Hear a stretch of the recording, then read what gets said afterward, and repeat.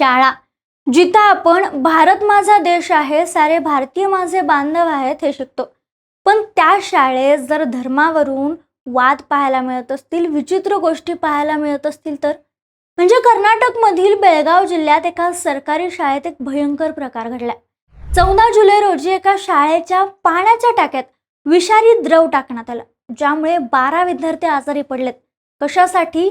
तर फक्त शाळेचे मुख्याध्यापक मुस्लिम आहेत म्हणून, आणि त्यांना त्या पदावरून हटवण्यासाठी हे घाणेरडं कृत्य करण्यात आलं. ही शाळा हुलुकट्टी भागात असून सुलेमान गोरी नाईक हे या शाळेचे मुख्याध्यापक आहेत आणि गेली 13 वर्ष ते प्रामाणिकपणे शाळेत काम करतात. पण धार्मिक द्वेषातून त्यांची प्रतिमा मलिन करण्याचा कट रचण्यात आला.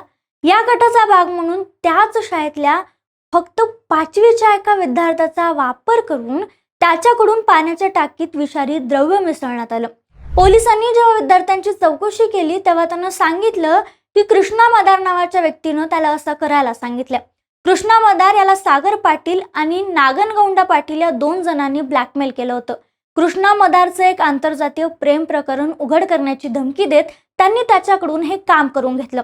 सागर पाटील हा श्रीराम सेनेचा तालुका अध्यक्ष आहे. पोलिसांनी सागर पाटील, नागनगौंडा पाटील आणि कृष्णा मदार या तिघांनाही अटक केले आणि या सगळ्यांनी गुन्हा कबुली केलाय. याच घटनेवर कर्नाटकचे मुख्यमंत्री सिद्धरामय्या यांनी धार्मिक द्वेष आणि जातीय कट्टरतेतून अशी कृत्य घडतात, निरपराध विद्यार्थ्यांच्या जीवाशी खेळणं धोकादायक आहे अशी प्रतिक्रिया दिली आहे. आणि आता या घटनेतील दोषींवर कडक कारवाईची मागणी नागरिकांकडून केली जाते.